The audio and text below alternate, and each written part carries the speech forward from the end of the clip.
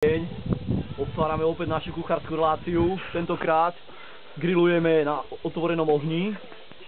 Ukážeme vám zvláštnu metódu prípravy super, ako sa to volá, živanskej. Je to živanská, kde aj matka príroda pomáha. Takže teraz vlastne počkáme, nech trošku nasneží, áno, aby sme mohli podusiť. Dobre, nasnežilo.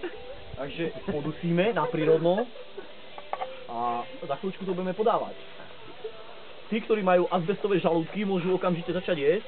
Tí normálni môžu jesť trošku neskôr, keď to bude chladnejšie. To je strašne dobré. Vôbec to je nakorenené, není v tom ani puc, či textola, pac, nie puc. Pac je brat puca a je to strašne zlé, ale je tam aspoň soľ. Sem tam mi padne nejaký soplík a tak, ale to je všetko prírodné a hlavne, necháme chvíľočku. Dobre, podusíme. Super. A takto prihorené to môžeme podávať.